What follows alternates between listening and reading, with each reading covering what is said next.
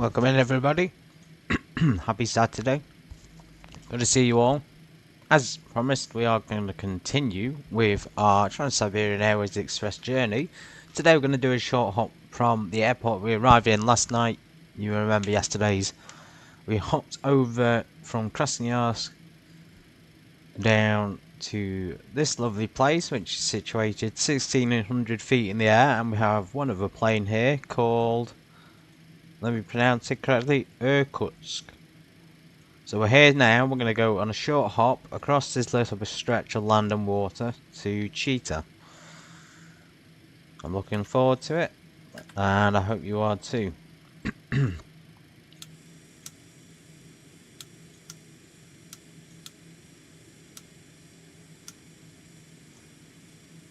We have only a 28,000 today with 10 people on board.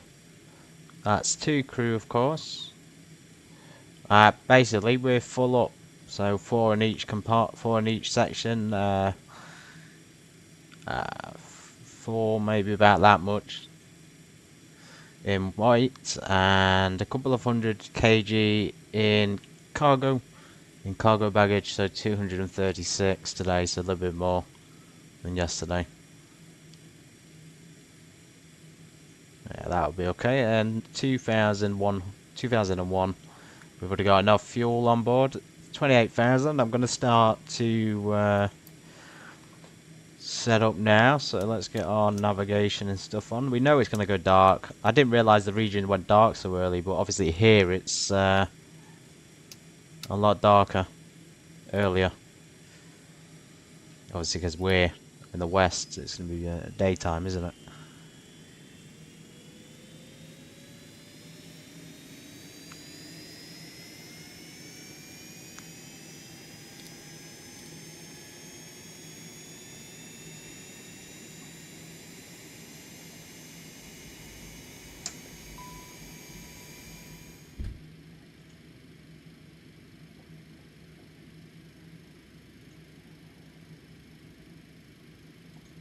We are Romeo Alpha again, but we're Romeo Alpha 2 Mike today,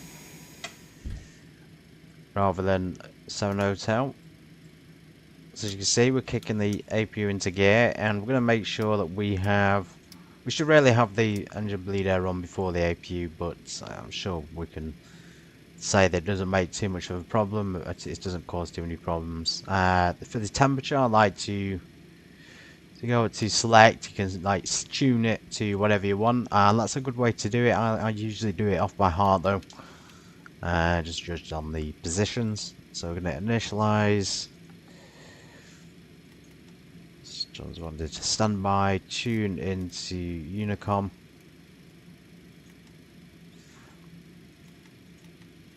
Unload our flight plan.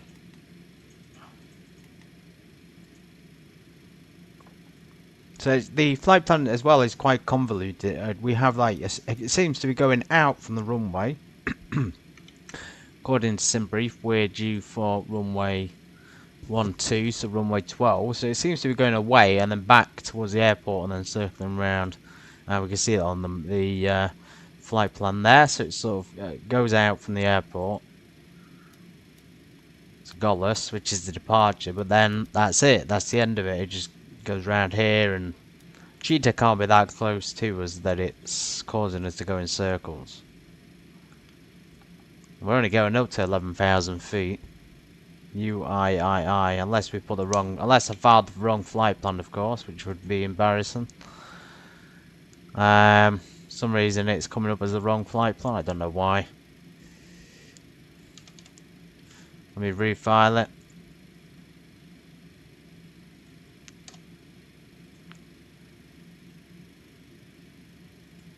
Did put so it's UIII to UIAA. Just be aware of that. I don't know why it changed it. Okay, now it's coming up with the correct things.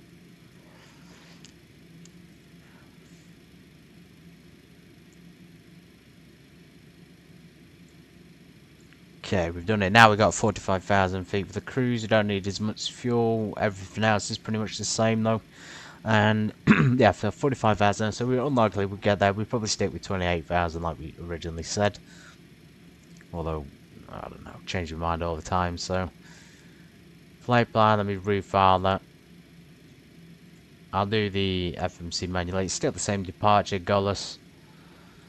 Gullis for Charlie, and then we're going to arrive on the Conair 1 Lima arrival, runway 29.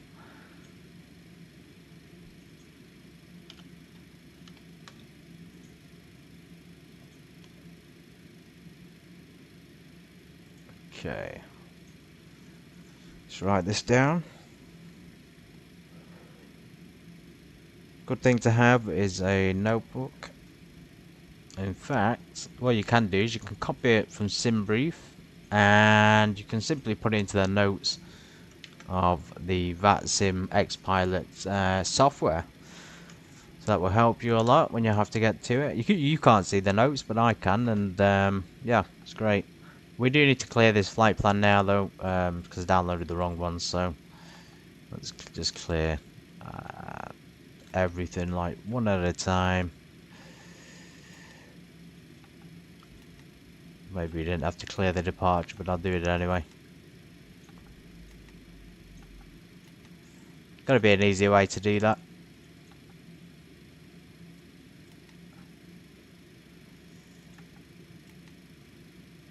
There we go. I think we just deactivated it, possibly.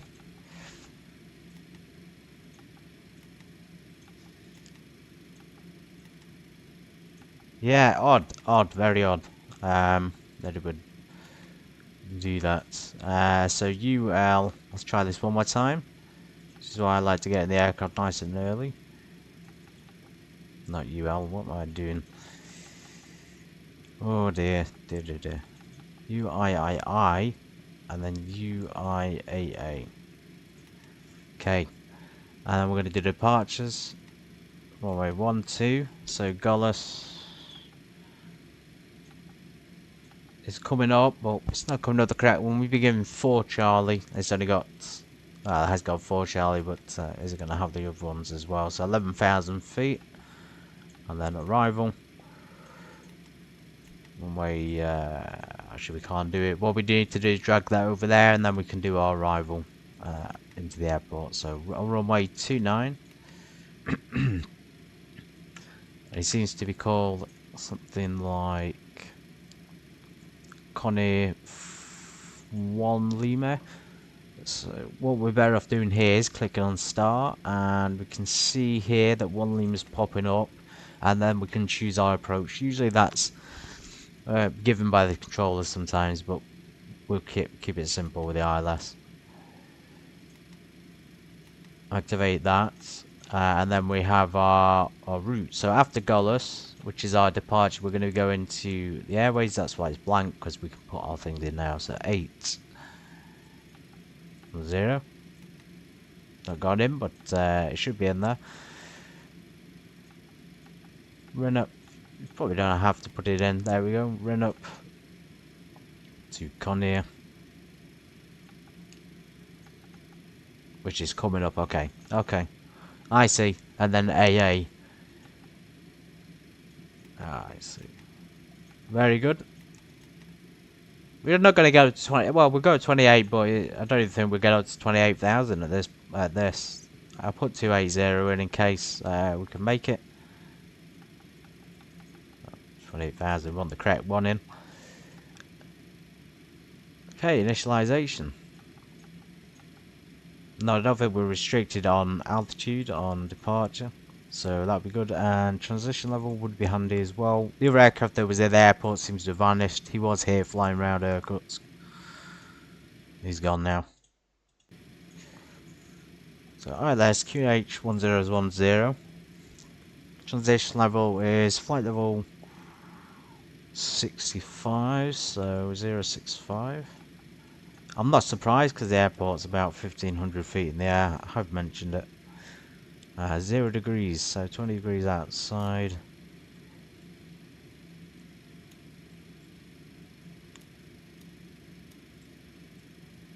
Cruise winds. Everything's looking pretty good for the cruise. Fuel, got enough in there. Gross weight is good. This gives give you obviously fuel reserves, performance data, pre-flight plan, ETA, fuel requirements, etc. Gives you all the runway information, dry, wet. Well, we know it's wet, but for some reason we can't select. I've never been able to change that to dry or wet, so I don't really know how to do that on this. It doesn't seem to do anything. And then takeoff weight, confirm, as long as we're within limits, and then the speed is coming up at 138. So that's the performance initialized. We can now get on with taxi, and there's nobody here to give us ATC. We'll just do ourselves. It's a straight out taxi anyway. There's Irkutsk. I don't really know what that says. Maybe crane, medical center anyway, like a hospital. That's pretty handy right next to the airport. So they do make an effort with the scenery to some extent, but it's just the same all over. So yeah, at least the cabin lights are on. And we're alone in the airport, so we might as well take our time. We're going to get started, so we're going to stick the beacon, and we'll squawk a random code to show we're on an IFR flight. Everything else is on, fuel is on, so we're good to go for a start on the right engine. Actually, just be aware, keep your packs off during the engine start and switch the bleed out the engines on low. Introduce that lever at 10%. I forgot the turn rotary test, but I'll do that afterwards. Should really do it before. I should also cycle the brake, which is something I forgot to do too. Just quickly cycle it.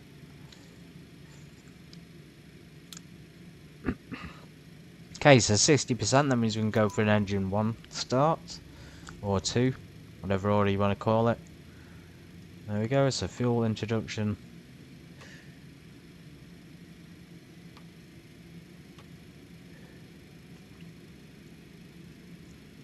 And when that gets to 60%, we can put the packs back on.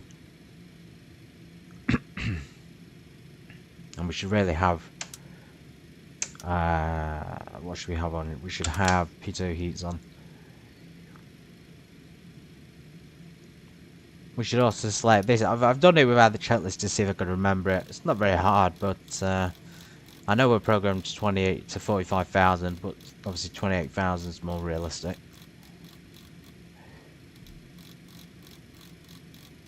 So we set the altitude 28,000, and we select the vertical speed to 180. It's just going to be quite a steep turn takeoff. This is. So now the engine is started. We can go over, stick the packs back on. 22 degrees is not bad. A little bit cold in Irkutsk. We can leave the APU as it is. FMS needs to be selected. We do need to select runway heading. Taxi lights coming and on. So what you have to do now is go down. If you've got a turn dial like I do on the Honeycomb, it's great. Once you do that, it's pre-selected though to 120, which is what we need for departure. I'm going to turn VOR2 off today because we don't really need that second one. We don't really need any of it, and I'll keep that on FMS 1. Okay, one last thing is QNH. I didn't forget, we got QNH 1010.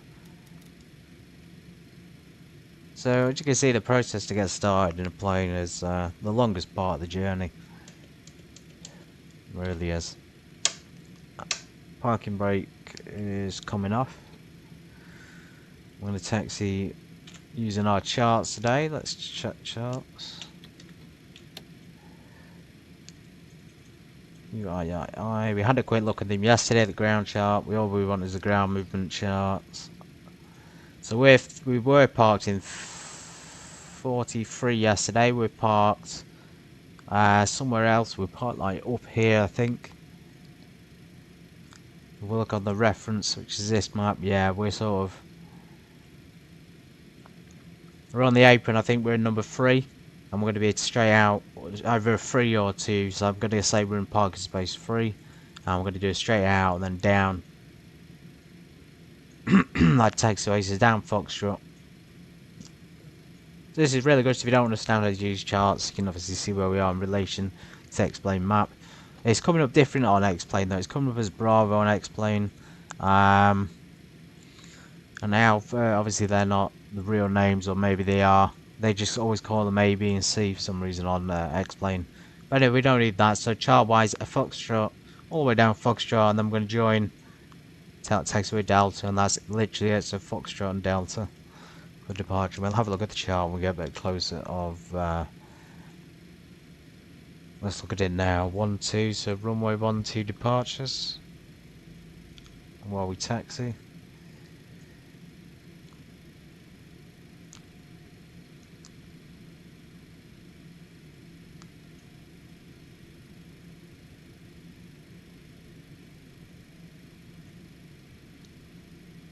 Well, there's the goal, that's for Charlie.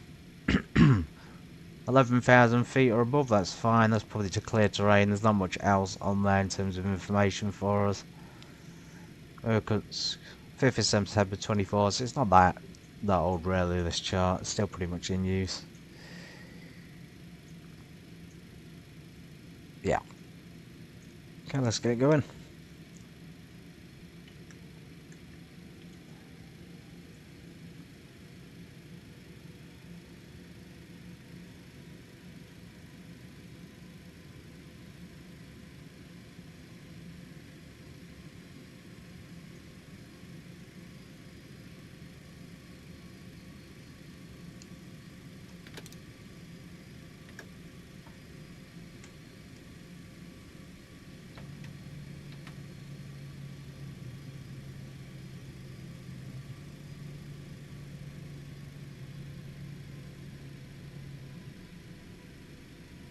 Careful on the taxiway as well, got a wet one today.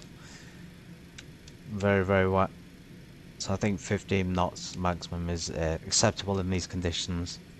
You can see we're out here on our own on this ramp.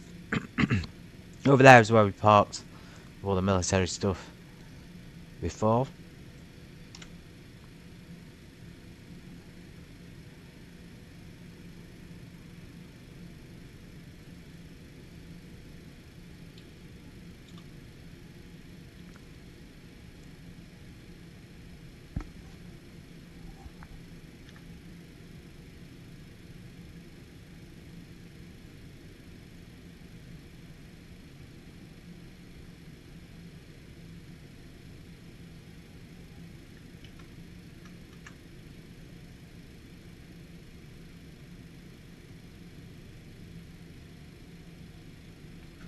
Okay, apologies everyone. I keep turning that timer off from the screen, but for some reason it's not being turned off when I'm turning it off during streams. Hopefully it should have gone now. No, it's a Saturday as well. I don't usually stream on a Saturday, so like I say though, we're trying to get the journey completed. We're trying to finish it. Arguably Friday was more popular. I'm still doing it anyway. We can get the catch-up video afterwards.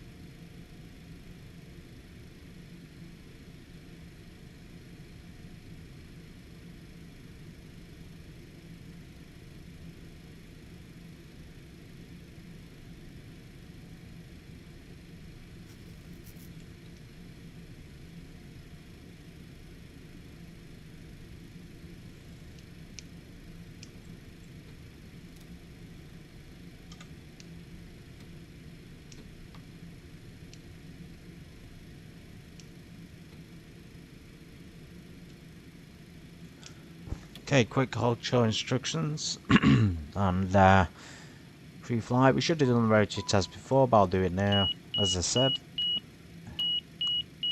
check the enunciations. Got all the enunciations working, so nothing to worry about. We'll wait for it to do the whole GWPS thing. Wind shear, wind shear, wind shear. Terrain, terrain. Pull up. Okay, so with that, actually that's a good thing to point out. With that aileron trim, there's not any way to see how much it's been trimmed. I can't find it on here unless it'll be pretty obvious in flight. Anyway, that's the rotary for the enunciations. There's a stall test.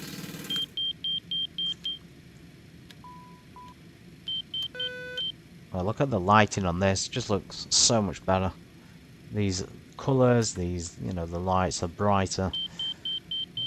There's no missing that in flight, unlike before.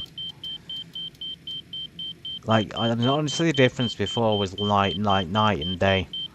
It really was.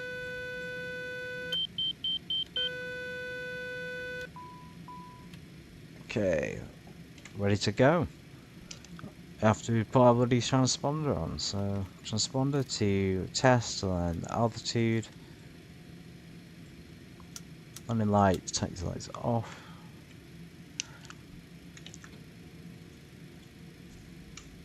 Irkutsk traffic, Romeo Alpha 2 Mike, departing runway 12 to the east.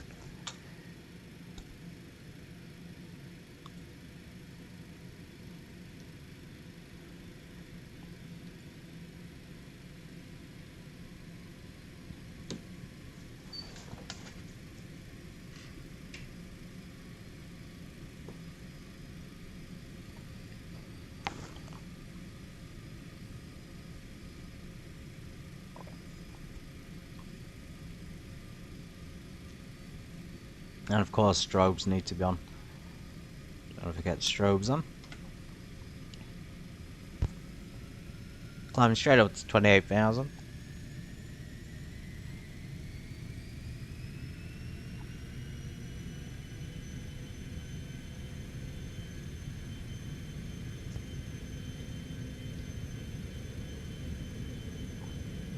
Okay, V1 rotate.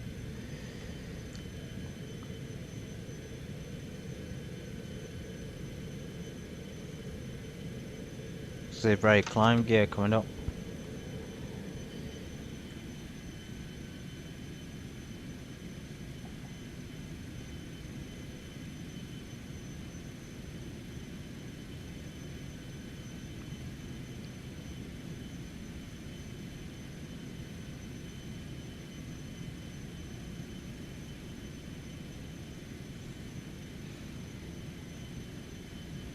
Okay, we also didn't set the minimums, but it would have been 1,000 feet above ground level. So let's do ourselves a favour now. We've already clicked clear autopilot on. Let's reduce our thrust to climb. Let's retract our flaps.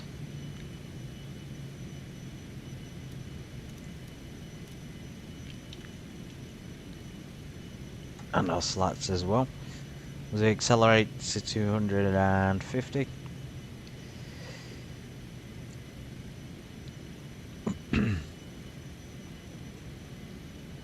So yeah, as long as you get the departure, as long as you fly it well and you program it correctly, then the autopilot should click into gear without any issues. It should be so smooth that they won't feel it, and that's exactly what it was like then. So make sure you fly it properly, and then as soon as you click your autopilot, it will just keep doing what you're doing. You know, otherwise it'll be bumpy and it might. I've had it engage the autopilot and pitch out of control sometimes. That would be a very untrimmed. Incorrectly trimmed aircraft, which you don't want. Seatbelts. Well, seatbelt signs are off, but that's an exception. Usually have them on. And cabin cockpit lights can remain as they are. We can turn them down, or we can have them on max bright if we wanted. Turn them down a little bit.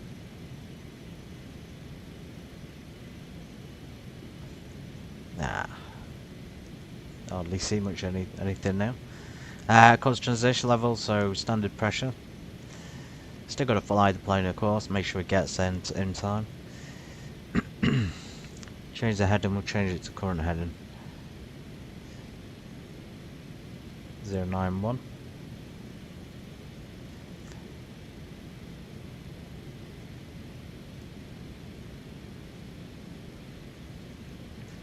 Now vertical navigation, and that will just speed it. Usually 270s are like the best, I think the best angle of climbing this aircraft. Or best, not best rates. Best rate would be 300, I think. So quite fast.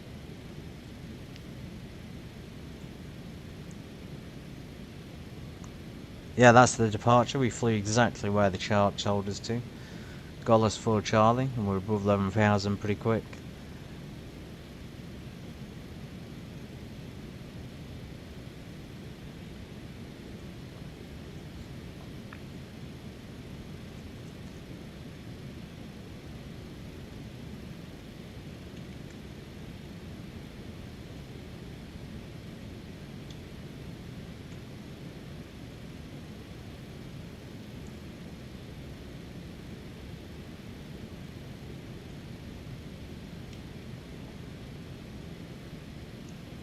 Yeah, we would never have got to 45,000 in such a short amount of time. I'm not sure why Simbrief keeps messing us around like this. 28,000 was more than suitable.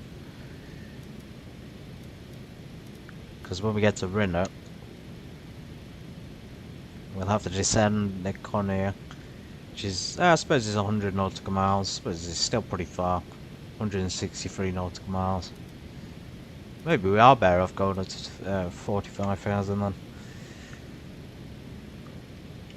I think I've programmed in the right... Yeah, it's programmed in Chita. So it's 50 minutes air time. Let's put it up higher altitude then.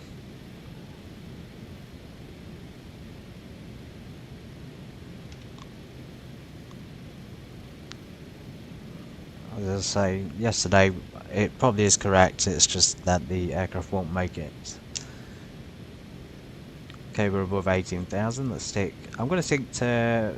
It says fan, but I think turbine sync is probably better.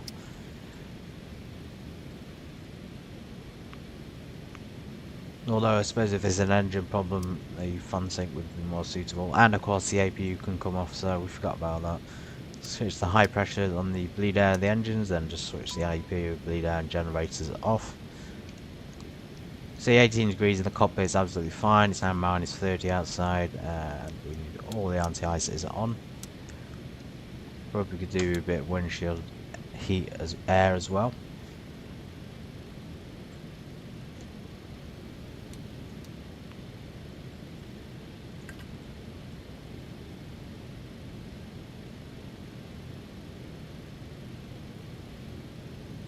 And of course pressurization, we need to change that now. We did set it initially 28,000, but we're going to increase it.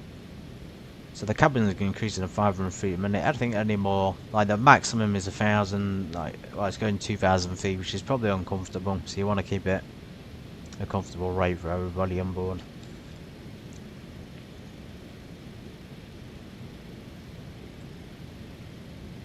And of course half bank is coming on.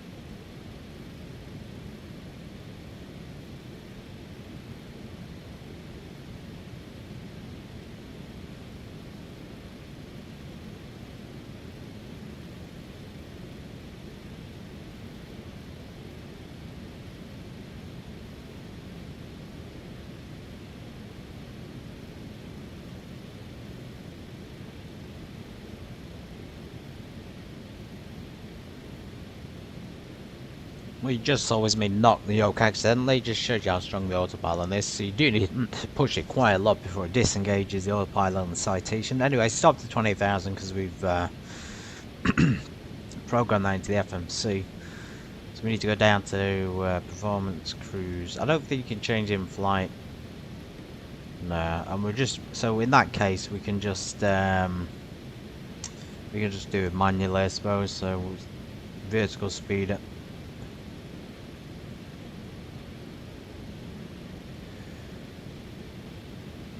And it's getting about 2,000 feet a minute. Then we're going to stick to 2,000 feet a minute.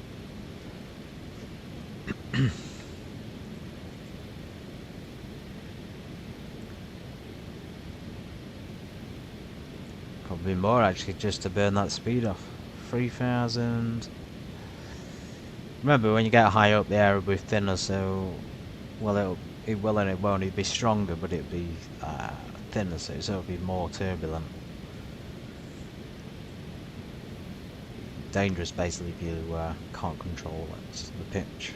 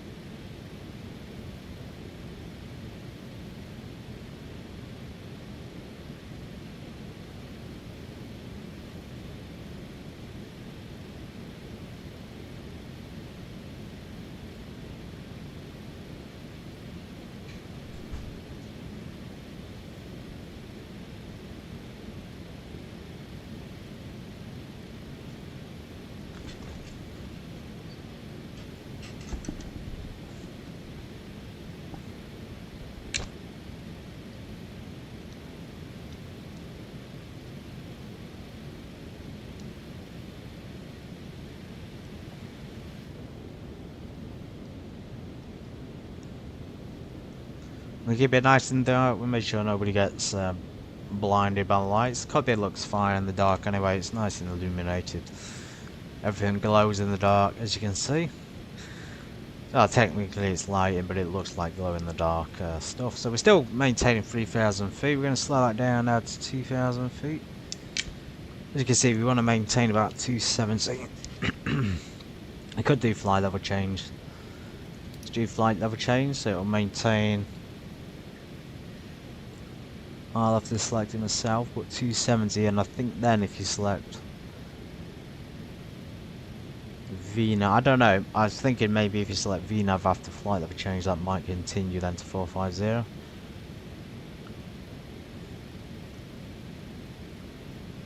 Another way you can do it as well is to enter it into this part rather than the cruise part. So yeah, I'm not allowed to change it now. I thought it was strange we could change that to begin with.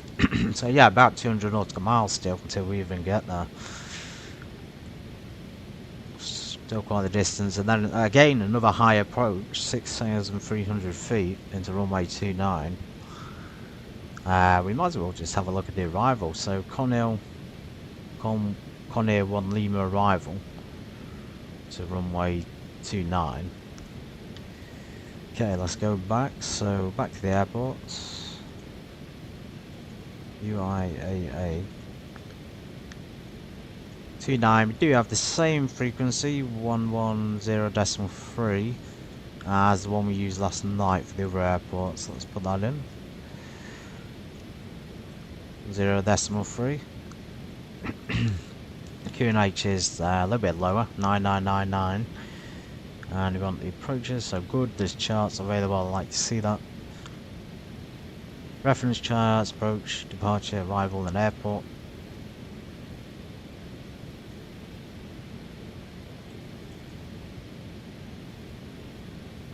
Okay, so elevation is even higher than the other one. This is at 2,271 feet. Chita-Kadala Airport. Minimal parking. This is, I think, probably is one of the smallest like commercial airports out there. Obviously, it's commercial and general aviation suitable because we won't be able to land on it otherwise. If it, I've already weighed up the distance of the runway and things, the length, so we're all good on that side. Anyway, go back. We need the arrival.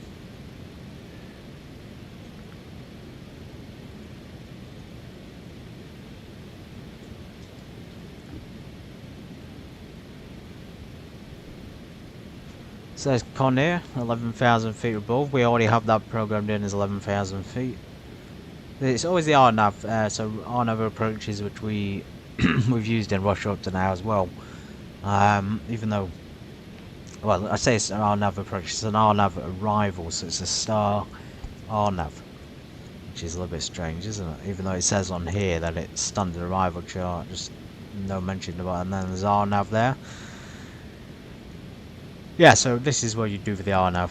Anyway, that's the direction we're going to be going. That's the route, and then let me zoom in a bit.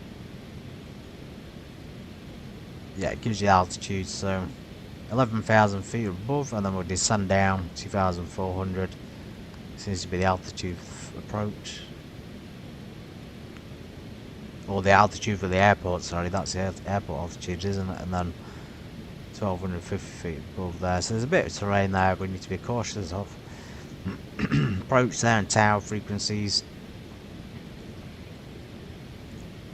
Okay, I think we chose the ILS, so it'd probably be. Now let's go back to this. We need the RNAV approach realistically, so because we've come in with the RNAV arrival and the star. Let's do that. Yeah, 6,300 down to 2,200. And then they go around, of course. Go around way back up to 6,300, so it's quite high.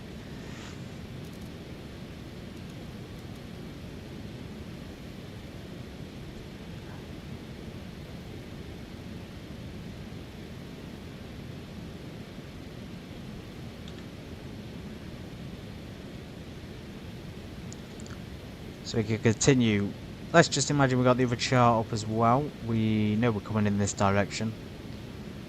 Seems like we're going around in a circle a little bit, which is not unusual for the RNAVs. 1,250 feet.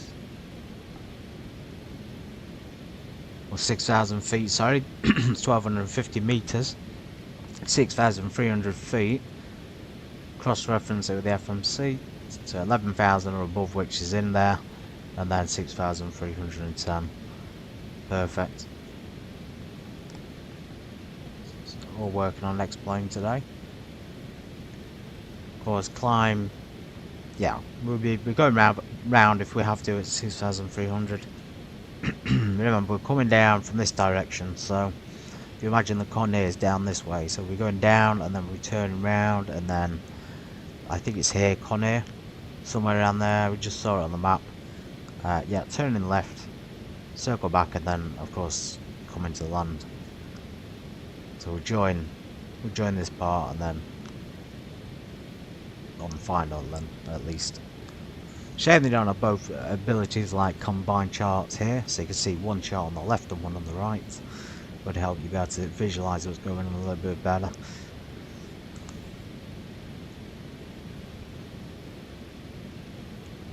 Tracker 289.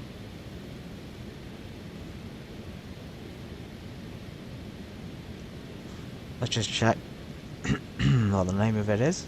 So AA012 is, so we've got 13 there, 14 there. Probably 12 in the middle then, isn't it?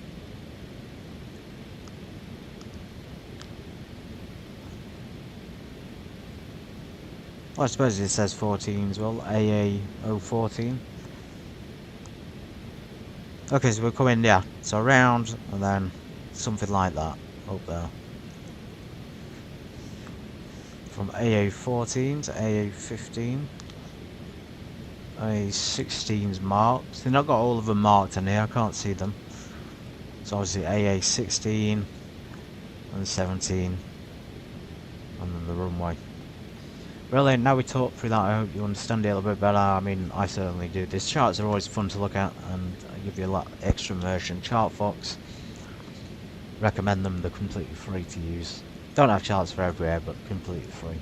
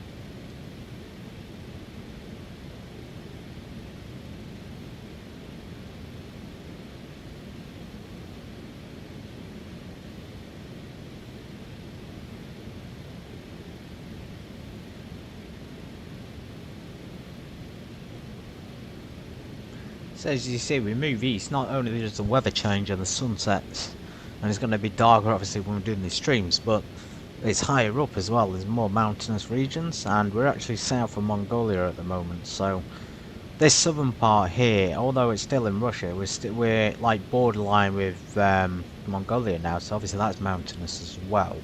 Then we got China to talk about, which is also full of mountains, so as you can see, like we're in the climber's paradise, you know.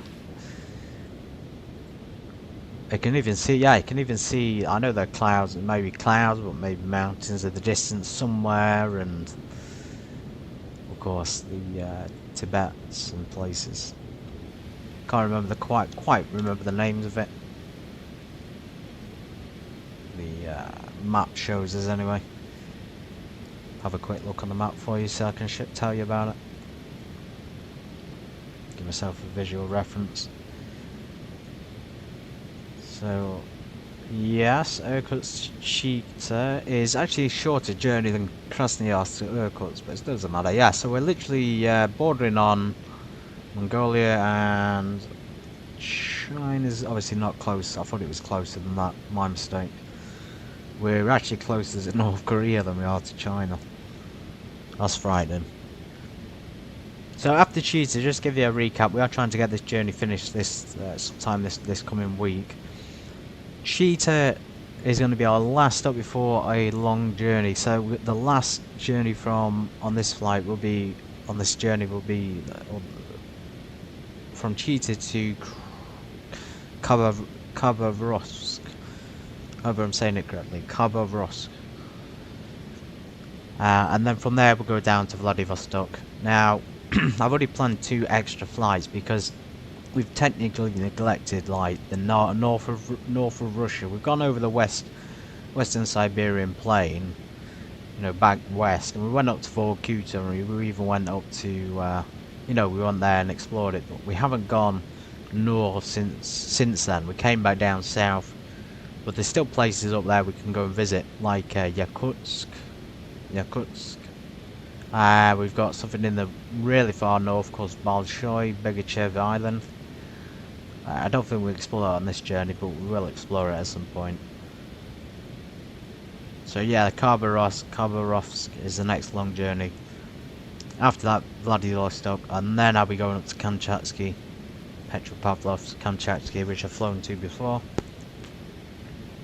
And then we're going to be going so far east that we're going to be touching the United States. So from Petropavlovsk, Kamchatsky, hope I'm pronouncing right, Anadir. Yes, Anadir. It seems like Ugolnia Kordi. I hope I'm sorry if I'm butchering the language a bit, but they always put it in English, so like the Latin equivalent rather than the Russian letters, so it's a little bit difficult to read it like that. Yeah, Anadir Airport. It seems like it's still still quite a big airport, but it's so far east. It's going to be all in the snowy mountainous regions. We basically touched on the north. So little in this journey that it would be unfair not to go there again. And of course, after that, if we want to, we can continue on to Alaska.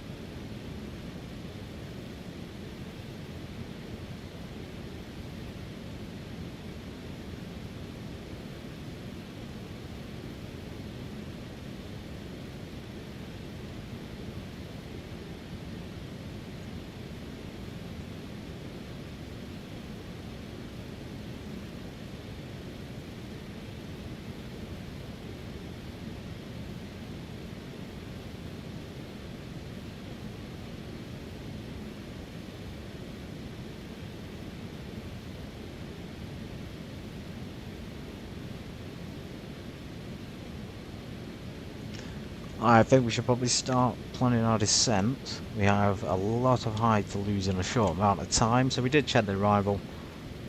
Please feel free on the replay to go back and watch that. We talked through the star procedures. We're going to do the Conair 1 Lima arrival, which will take us down this part, and then we're doing a left-hand turn to the RNAV approach. So it's an RNAV arrival and an RNAV approach today, which is brilliant. Runway 29, as you can see there, so 11,000 feet, and then we're down to 6,300, and yeah, quite high up for this. So let's get descending. Let's click on vertical navigation, and we're going to reduce the thrust way back because we want to get down quickly. Top of descent is coming up anyway, so we're really close to yeah, there we go. Really close to descending anyway. Want it way back. Steep descent. You have got to be super careful though, so in this case I'm going to idle the engines and the plane should fall pretty quickly. You've got to be super careful, so using a little bit of control there.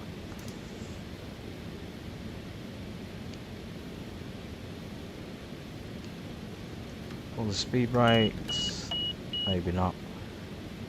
So it's actually over speed. I don't get how to change that. Maybe we should just do flight level change and then change to 11,000 feet.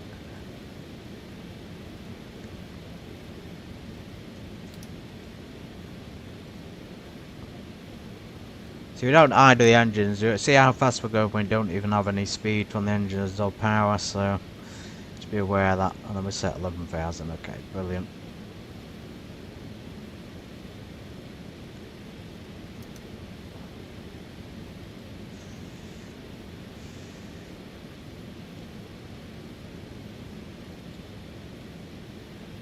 This will be the region for Chita. Yeah, Chita Tower.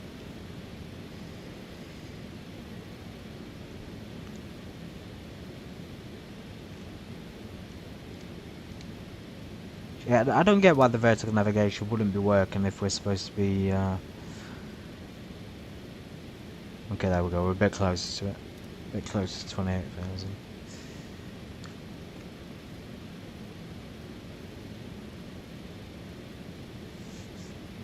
Weather-wise, there's nothing coming up. We have, obviously, clouds, so that would just be turbulence is what we're experiencing now. I've changed this to see our wind at our current altitude. Surface wind is not going to be very useful at this height, so as you can see it's still relatively soft.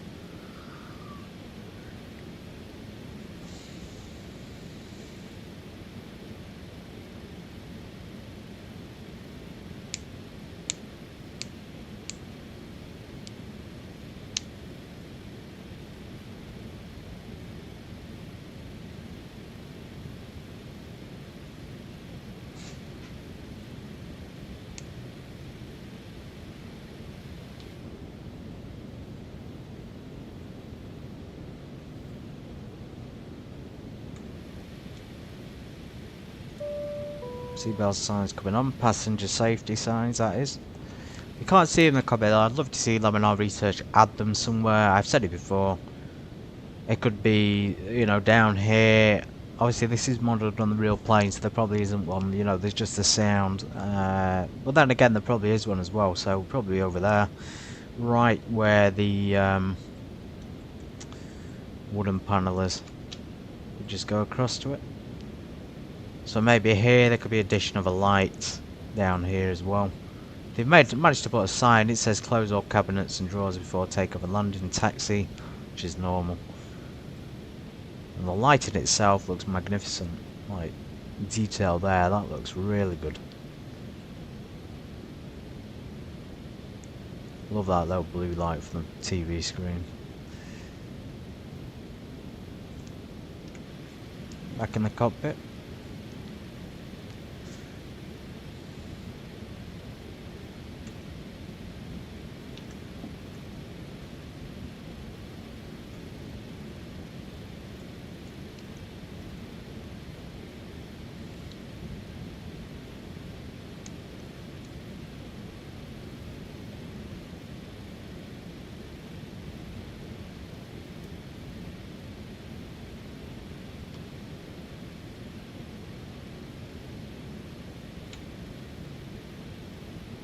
There's the tower. I'm going to put some references in, so let's go for this on the ADF, this on navigation 2, and tune the frequency. And I like to do it that way. Sometimes, as I said, it doesn't work when you manually put the ILS frequency in. Regardless of whether you put it in both sides, it doesn't matter. It doesn't tend to activate it unless you do it through this method. So I might still be doing it wrong, or it might generally be just a bug in the game. And then we're near this airport, and near this one as well, so two small ones.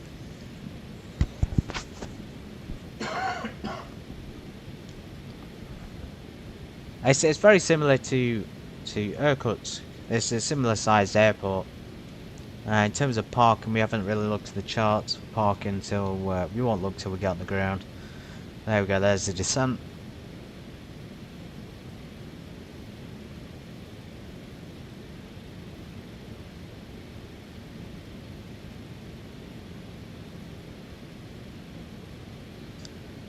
We'll select 29 now on the heading, so it'll be the opposite way we're travelling.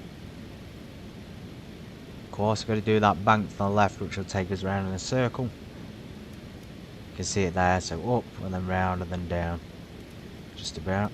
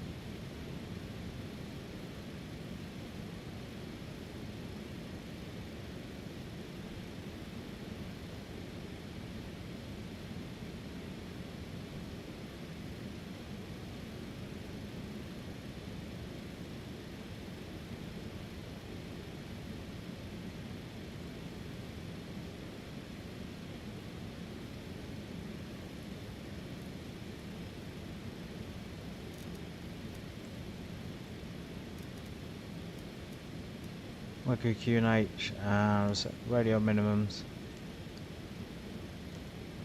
on both sides. Now we can use this to reference the ADF and the VOR course, which we've programmed in.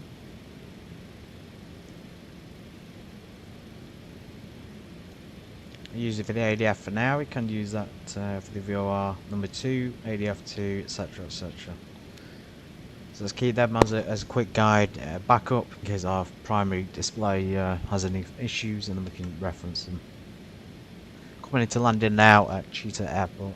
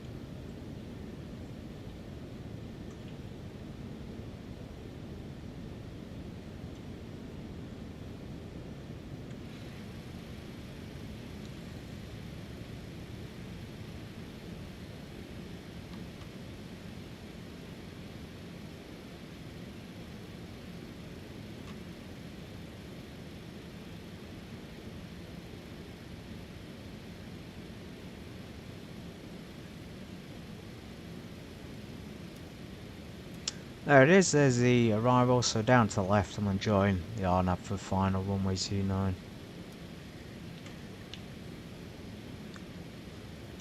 Chita traffic, Romeo Alpha 2 Mike is on the RNAV approach for runway 29, flight level 150. So it's technically the RNAV arrival, but that doesn't matter too much. I mean, there's not really anybody here, so there's nobody here. There is people on bouncing, of course, there's just nobody in this vicinity, unfortunately. Bird strikes, of course, so we have to be cautious of that as well. We don't want to get engine failed by crashing into one.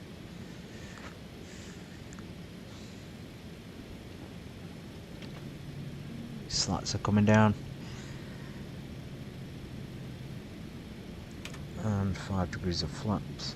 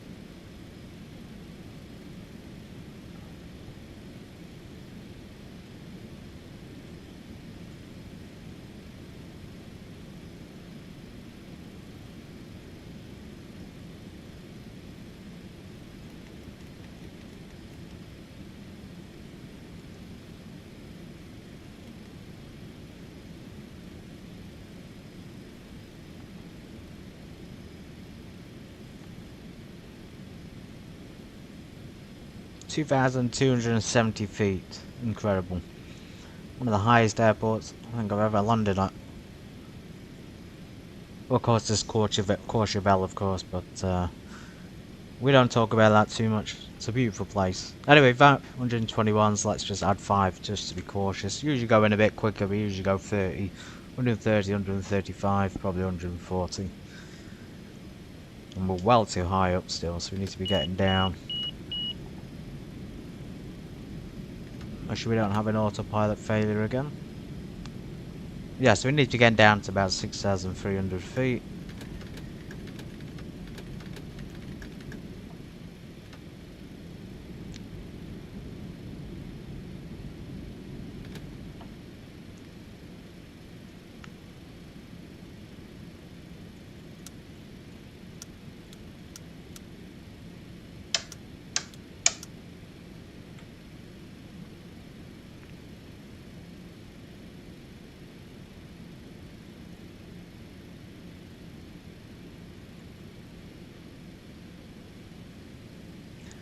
Go for vertical speed. It's descending way too way too slowly. We probably won't get down in time if we're doing it this rate.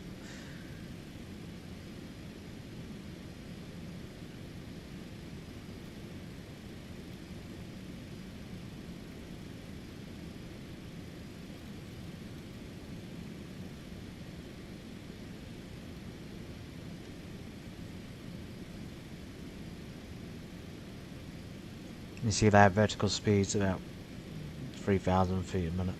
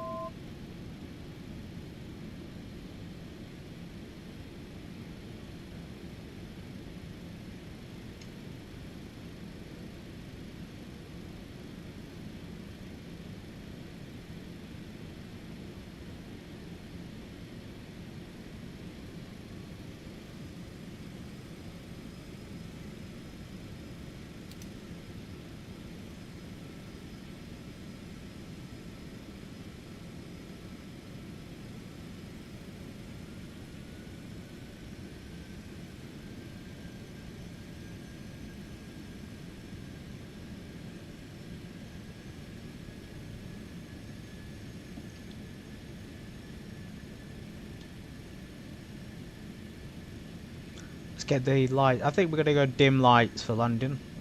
Give it a little bit more visibility of the runway, just because there's a lot of glare coming off the instruments. Not that it helps, to be honest. I think having light, it doesn't seem to make a difference to the glare. It should do, but it doesn't. You know, it's just the same no matter what. Anyway, there's the airport in the distance. Thank God we got visual on it. So we are not visual today. We're RNV, RNP, whatever you want to call it, radio navigation.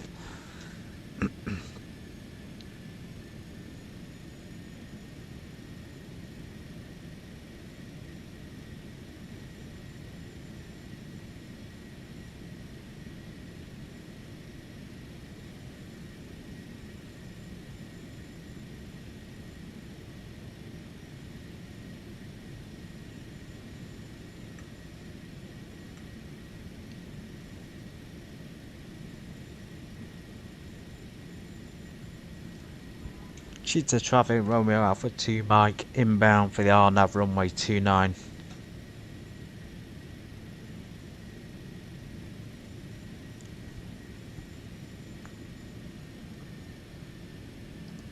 Armour approach switch, switch the navigation on there.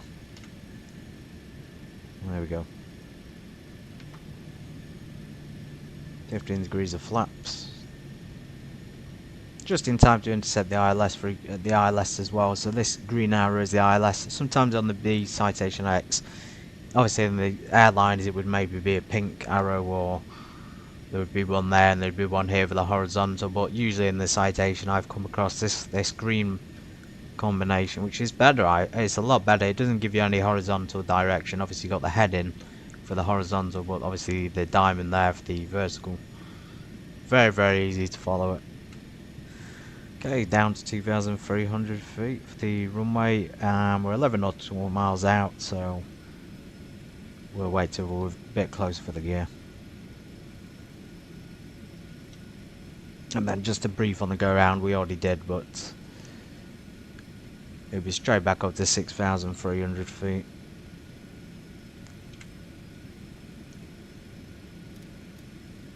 And we're probably obviously going back to the Conner waypoint there and coming back down the same arrival.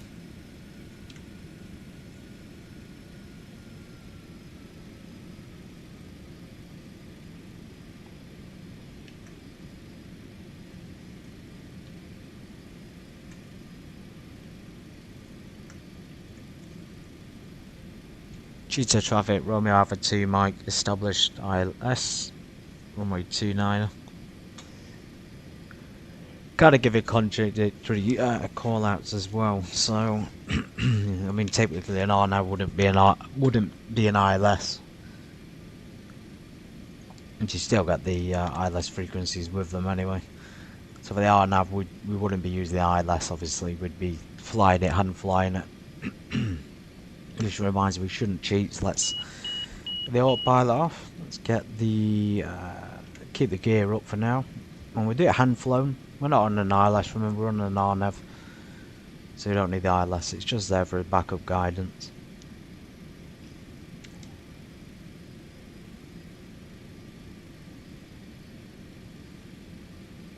And your damper as well.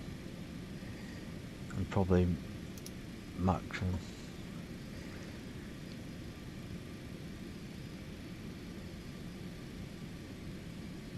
I'm barely putting any input in, and the aircraft is very well stabilised. It's I've noticed, excuse me, that the heavier it is, sometimes it's more stable, more easy to control. And then of course you get the wing rocking, and sometimes, but that's not a big issue. It really isn't. So the reason we're so easy to control at the moment is probably because we've got a bit of excess speed. We need to get rid of it. To bring the gear down as well. 3 green lights and 4 flaps. So that's going to create some drag. As you can see, we do need a bit more input now. Try and keep it as comfortable as possible for people.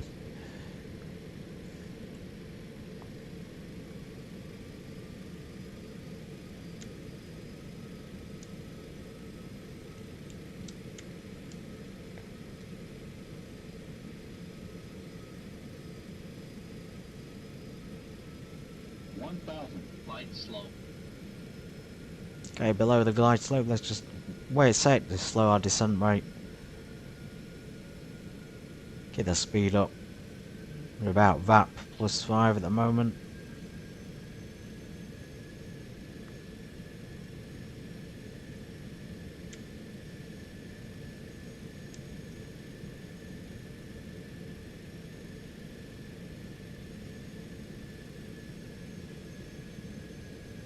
You see the green circle here is also a good reference for landing, telling you whether you're too fast or too slow, or too high, etc.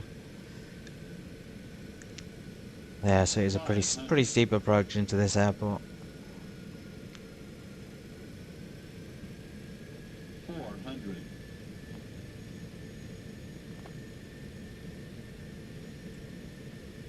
300.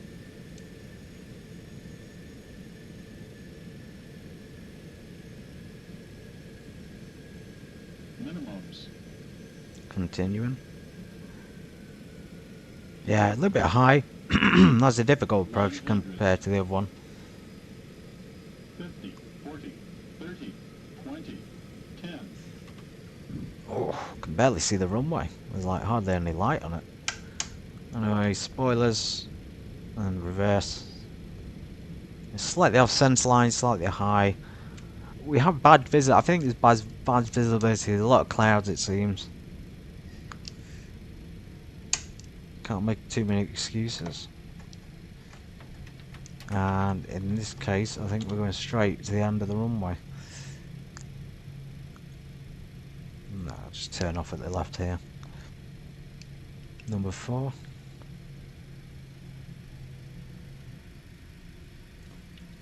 Yeah, the landing lights aren't really showing much, you know, on the ground in terms of like runway. I hardly see it. Hardly see this turn off either. I don't know if we're going the right way or not.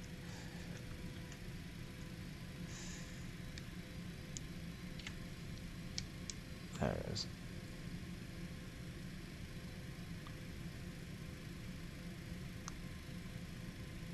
Yeah, it must be foggy and a bit foggy out here, foggy and cloudy. Clear over there, but the screen, and maybe it's just the glare. Somebody will have to let me know why it's so confusing to fly this thing. Like sometimes you can see, sometimes you can't. It becomes a little bit of a nightmare.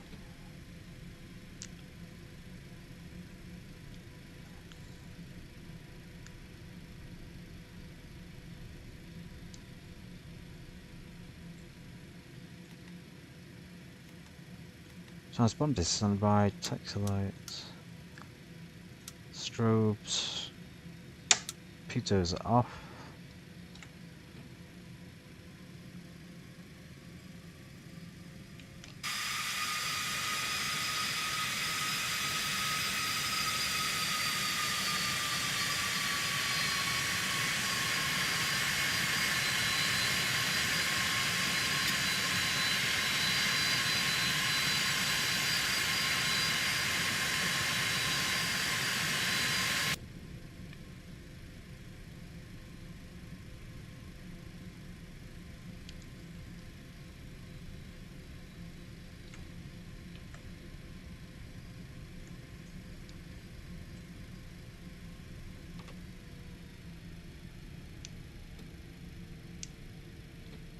There's the tower. This really is a small airport. The tower's absolutely tiny. Some good aircraft here, and we missed that turn, so we'll take the next one, I hope. Right, there's a small amount of space on this end. So we'll go down here to whatever that is. We'll get parked up.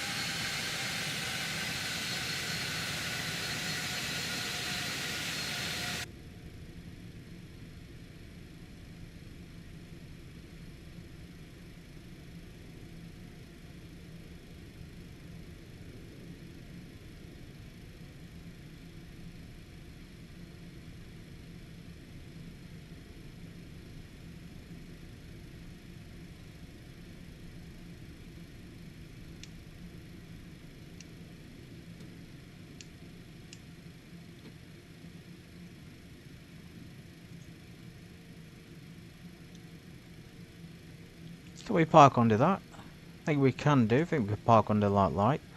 Just looking at the maps, showing no space there, so showing it slightly off the left of the light. We didn't follow the taxi line, but sometimes corporate pilots don't follow the rules, do they? Not the best parking either. We'll be fine. Let's get a quick shutdown complete, so all the electronics are off. Avionics, that is. Avionics will come off in a sec. We should have the APU, but we're not going to bother today. We don't need it.